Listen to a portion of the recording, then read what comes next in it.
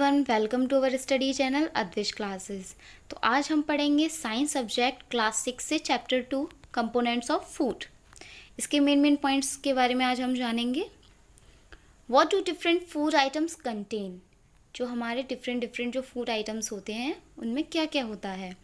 Each dish is usually made up of one और मोर ingredients. These ingredients contain some components that are needed by our body. These components are called nutrients. जो प्रत्येक dish होती है usually वो क्या होती है, एक या एक से ज़्यादा इंग्रेडिएंट से मिलकर बनी होती है। ये हम पिछले चैप्टर में पढ़ चुके हैं। These ingredients contain some components that are needed by our body. तो ये इंग्रेडिएंट्स जो होते हैं इनमें कुछ कंपोनेंट्स पाए जाते हैं जो क्या होते हैं, हमारी बॉडी के द्वारा जिनकी ज़रूरत होती है। These components are called nutrients. इन कंपोनेंट्स को क्या बोलते हैं, nutrients. The major nutrients in our food are named as carbohydrates, proteins, fats, vitamins and minerals. जो मेजर न्यूट्रिएंट्स हैं हमारे फूड में वो कौन कौन से हैं, carbohydrates, proteins, fats, vitamins and minerals. Food contain dietary fibres and water which are also needed by our body. Food में डाइटरी फाइबर्स और वाटर भी होता है जो हमारी बॉडी के लिए ये भी क्या होते हैं, ज़रूरी होते हैं। ठीक है, यहाँ पर हम देख सकते हैं ये क्या है, हमारे फूड आइटम्स जिनमें हमें कार्बोहाइड्रेट देखने को मिलता है, इनमें हमें फैट्स मिलता है और ये फूड आइटम्स में हमें प्रोटीन मिलता है। ठीक, आगे चलते हैं। Test for carbohydrates. अब फूड में कार्बोहाइड्रेट्स, फैट्स, विटामिन्स, मिनरल्स ये सब मिलते तो हैं, लेकिन हमें कैसे पता चलेगा कि कौन से फूड में कार्बोहाइड्रेट है या कौन से फूड में फैट्स हैं। तो आइए देखते हैं। There are many types of carbohydrates. The main carbohydrates found in our body are in form of starch and sugars. यहाँ पर जो है कार्बोहाइड्रेट्स के कई सारे टाइप्स होते हैं, ठीक, लेकिन जो हमारे फूड में कार्बोहाइड्रेट्स पाए जाते हैं वो मेनली दो होते हैं, स्टार्च एंड शुगर्स। अब जो कार्बोहाइड्रेट हमारे फूड में पाए जाते हैं स्टार्च और शुगर की फॉर्म में, उनका कैसे टेस्ट किया जाएगा। तो put 2-3 drops of dilute iodine solution on the small quantity of a food item और अ रॉ मटेरियल। कोई भी कच्चा खाना ले लीजिए या पका हुआ खाना ले लीजिए, उसकी थोड़ी सी मात्रा में आप क्या कीजिए, 2 से 3 ड्रॉप डाइल्यूट आयोडीन सॉल्यूशन के मिलाइए। If it turns blue black in colour, ये अगर क्या हो, ब्लू कलर में हो या फिर ब्लैक कलर में टर्न हो जाए यानी बदल जाए, it indicates that it contain starch. तो ये हमें क्या शो करता है कि फूड आइटम में स्टार्च प्रेजेंट है। ठीक, इसी तरीके से आते हैं टेस्ट फॉर प्रोटीन। प्रोटीन के टेस्ट के लिए you first need to make a paste और पाउडर ऑफ फूड आइटम। आपको जो भी फूड आइटम आपके पास है उसका अच्छे से पेस्ट या पाउडर बनाना होगा। Put some of this in a clean test tube and add 10 drops of water to it. एक साफ़ सुथरी टेस्ट ट्यूब लीजिए, उसमें इस जो आपने पाउडर बनाया है या पेस्ट बनाया हो उसको डालिए और उसमें 10 ड्रॉप्स ऑफ वाटर अच्छे से मिक्स कीजिए and shake it well. Now using a dropper, अब ड्रॉपर का यूज़ कीजिए। Add 2 drops of solution of copper sulphate and 10 drops of solution of caustic soda to the test tube. अब क्या कीजिए, 2 drop आप कॉपर सल्फेट के solution के और 10 ड्रॉप्स आप कास्टिक सोडा के सॉल्यूशन के टेस्ट ट्यूब में ऐड कीजिए। If the content of the test tube turns violet, अगर जो टेस्ट ट्यूब में आपका फूड आइटम है जो पेस्ट बना हुआ है वो वायलेट कलर में टर्न हो जाता है, a violet colour indicates presence of proteins in the food item. तो जो वायलेट कलर है वो क्या इंडिकेट करेगा कि फूड आइटम में प्रोटीन प्रेजेंट है। इसके आगे आते हैं test for fats. Wrap a small quantity of food item in a piece of paper. एक पेपर में जो एक पीस ले लीजिए पेपर का, उसमें फूड आइटम को अच्छे से रैप कर लीजिए और ये ध्यान रखना होगा कि आपका फूड आइटम है उसमें कोई भी वाटर ना हो, यानी कि वो किसी भी तरीके से गीला ना हो पहले से।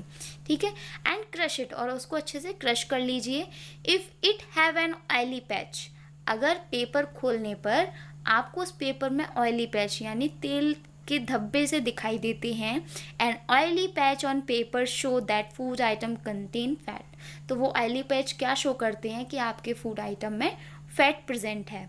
ठीक है, यानी कि अगर आपका फूड आइटम पहले से ही वाटर होगा, उसमें गीला होगा, तो भले ही उसमें ऑयल ना हो लेकिन आप पेपर फिर भी गीला हो जाएगा तो आपको लगेगा कि ये ऑयली पैच है। इसलिए फूड आइटम जो भी होना चाहिए वो बिल्कुल ड्राई होना चाहिए और उसके बाद ही ये एक्सपेरिमेंट किया जाएगा। इसके आगे आते हैं, what do various nutrients do for our body. जो वेरियस न्यूट्रिएंट्स हैं वो हमारी बॉडी के लिए क्या करते हैं। Carbohydrates mainly provide energy to our body. जो कार्बोहाइड्रेट्स हैं वो क्या करते हैं, मेनली हमारी बॉडी को एनर्जी प्रोवाइड करवाते हैं। Fats also gives us energy. In fact fat give much more energy as compare to the same amount of carbohydrates. Fats भी हमें एनर्जी देते हैं। यहाँ तक कि क्या होता है कि फैट्स हमें कार्बोहाइड्रेट के मुकाबले ज़्यादा एनर्जी देते हैं।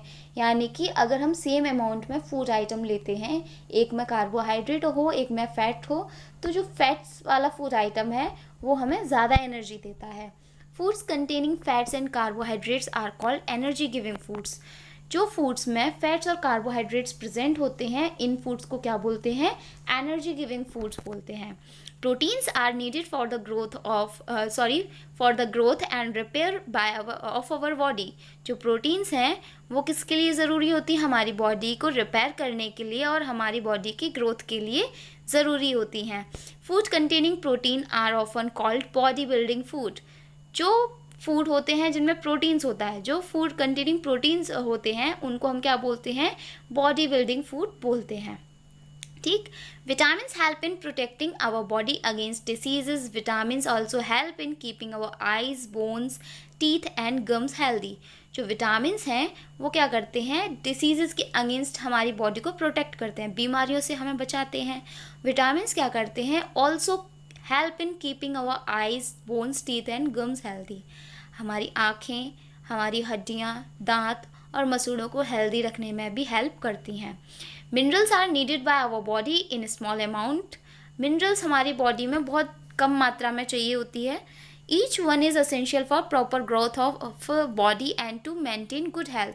लेकिन हर एक मिनरल क्या है, हमारी प्रॉपर ग्रोथ, बॉडी की प्रॉपर ग्रोथ के लिए और हमारी अच्छी हेल्थ के लिए ज़रूरी है। Our body needs dietary fibres, roughage and water. हमारी बॉडी को डाइटरी फाइबर्स, जिसको रफेज भी बोलते हैं, और वाटर की भी ज़रूरत होती है। Roughage does not provide any nutrient to our body. Roughage जो होते हैं, रफेज जो फूड आइटम्स होते हैं वो हमारी बॉडी को कोई भी न्यूट्रिएंट प्रोवाइड नहीं करते हैं, but it is an essential component of our body. लेकिन ये हमारी बॉडी का एक ज़रूरी तत्व है। Roughage help our body get rid of undigested food. Roughage क्या करते हैं, हमारी बॉडी से जो भी अनडाइजेस्टेड फूड है उससे छुटकारा पाने में हमारी हेल्प करते हैं। Waters help our body to absorb nutrients from food. Water क्या करता है, हमारी बॉडी में जो फूड हमने खाया है उससे क्या करता है, न्यूट्रिएंट्स को एब्जॉर्ब करने में हमारी हेल्प करता है। It also help in throwing out some wastage from body to as urine and as sweat. ये क्या करता है, हमारी बॉडी से कुछ वेस्ट निकालने में भी हेल्प करता है, जैसे यूरिन और स्वेट। इसके बाद आते हैं बैलेंस डाइट। बैलेंस डाइट क्या होता है, the food we normally eat in a day is our diet. जो डाइट होती है वो क्या होती है, हम पूरे दिन में, एक दिन में जो खाना नॉर्मली खाते हैं उसको हम डाइट बोलते हैं। For growth and maintenance of good health, हमारी अच्छी ग्रोथ के लिए और हमारी अच्छे स्वास्थ्य के लिए। Our diet should have all the nutrients that our body needs. हमारी डाइट में क्या होना चाहिए, वो सारे न्यूट्रिएंट्स होने चाहिए जो हमारी बॉडी को जिसकी ज़रूरत होती है। The diet should also contain a good amount of roughage and water. Diet में अच्छी मात्रा में रफेज और वाटर भी होना चाहिए। Such a diet is called a balance diet. तो इस तरह की डाइट को क्या बोलते हैं, बैलेंस्ड डाइट।